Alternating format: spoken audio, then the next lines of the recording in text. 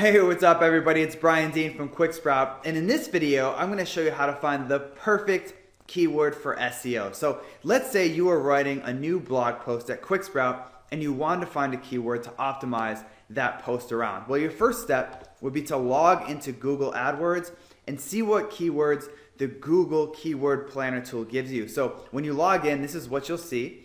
Now click on Tools and Analysis and then click on Keyword Planner. Then click on Search for Keyword and Ad Group Ideas. And you can enter a few keywords related to your site. So in this case, for QuickSprout, you put SEO, social media, business, and maybe some other keywords that are related to your site. Or you can just put one if you have more of a narrow focus on your site, or you have a blog post kind of idea in mind already. Then you want to click on Get Ideas. Then click on the tab that says Keyword Ideas. And then Google will show you keywords related to, in this case, SEO, social media, and business. So your first step is to make sure that the keywords you're targeting are relevant to your site, because obviously the more relevant they are, the more people are going to share on social media because those are your fans. The more people will link to it because it's more related to your site in general.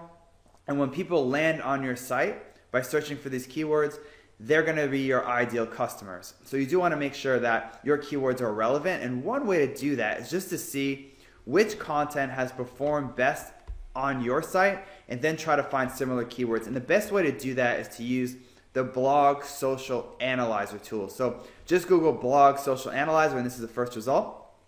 And then you want to put your RSS feed URL, which is usually your domain name followed by feed. Okay, if you use WordPress, so it's just domain name followed by feed, then click go, and that'll do its thing, and I already ran it.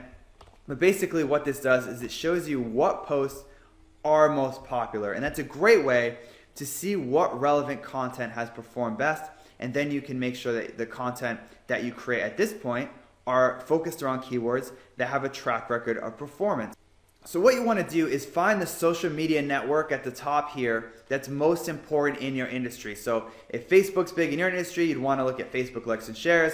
If Google Plus One was big, you'd want to look at Google Plus. Or if LinkedIn was big, you'd want to look at LinkedIn shares, okay? So let's just look at Twitter retweets. And as you can see, just by scrolling down, topics like the definitive guide to growth hacking, how to integrate psychology into your marketing, social media tactics, copywriting tweaks, and the anatomy of a perfect Facebook post have performed well. So you want to keep this in mind, okay? There's no objective way to say, okay, this is the perfect topic. But just by looking at this, you get an idea of what content has performed best for your site in the past. Then when you go back to the keyword planner, you want to keep an eye out for those similar keywords. So for example, something like what is social media may not be the best keyword because as you can see from the Blog Social Analyzer tool, more advanced topics tend to do well, okay? So these are social media tactics and copywriting tweaks. So this is conversion rate optimization and the anatomy of a perfect Facebook post are for veterans of social media. So a topic like what is social media is probably too basic for your audience. So you may want to do something more like social media optimization or social media statistics because those are topics that your sort of expert audience, as in the case of QuickSprout, would be most interested in. Now, on the other hand, if you found from the Blog Social Analyzer tool that more basic introductory topics of social media performed well and were relevant to what your site was all about, then a keyword like social media definition or what is social media might be a great choice for your site.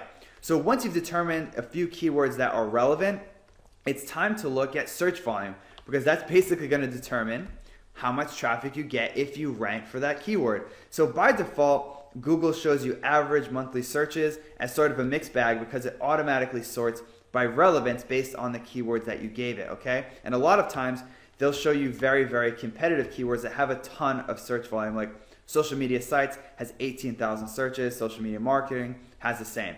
And that's usually too competitive for most sites and most blogs. So what you want to do is target the long tails in the list. And to do that, just click once on average monthly searches, then click again.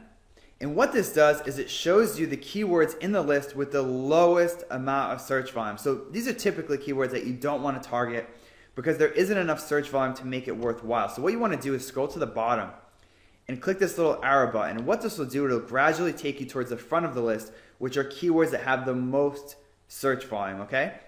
And depending on the goals for your site, a keyword with, let's say, 70 searches per month, maybe a long tail keyword that makes sense for you, because if you rank for 10 of these, that's actually 700 monthly searches. Or, if you want to post less often or not post as much content and you want to go after more competitive, higher volume keywords, you can keep clicking this until you find keywords that have adequate search volume and make sense for your site. So let's just say that a keyword, business SEO, makes sense because using Blog Social Analyzer, you found that keywords related to business SEO had performed well, but you hadn't targeted that keyword, and the search volume makes sense. That might be a keyword that you want to go after. Next, you want to look at commercial intent, because you obviously want people to come to your site who are going to buy what you're selling. And if you don't look at commercial intent, you can sometimes rank for really high volume keywords, but the traffic that you get from those keywords doesn't convert for you. And one way to see ahead of time how well they'll convert is to look at commercial intent. So let's just look at the keyword business SEO. So right off the bat, the first thing you want to look at is average cost per click. And what this represents is the average cost per click of someone bidding on that keyword in AdWords. So in this case, people are paying almost $9 for one click from someone searching for business SEO, which shows that this has some serious commercial intent. On the other hand, a keyword like search engine SEO, which is someone who basically doesn't know what SEO is and they're just searching for more general information, has an average cost per click of 0.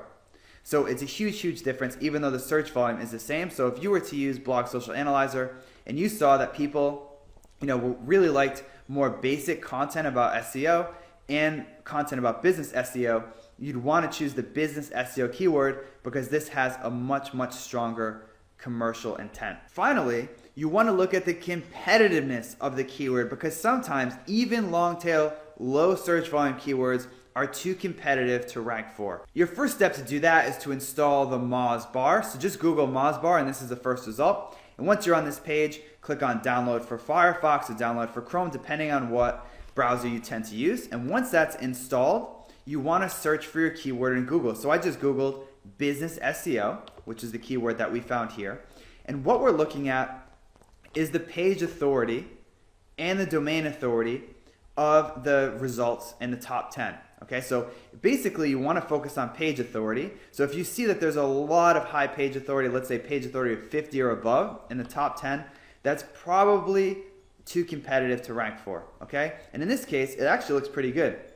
You basically have, page authority 60 as the number one result, but you have some weak results in here like page authority 37, 24, 39, and these are all results that you could potentially beat. Okay, now the exception to that is if you see low page authority, but the domain authority, which represents the authority of the entire site, is really high across the whole top 10. So in this case, a domain authority of 82 and 60 is pretty competitive, but domain authority of 30 is nothing to be worried about, nor is a domain authority of 19 or 18. Okay, so you want to take a look at both, and there's no hard and fast way to say this is, a certain level of competitiveness, but it's just something to take a look at before you spend a lot of time and energy trying to rank for that keyword.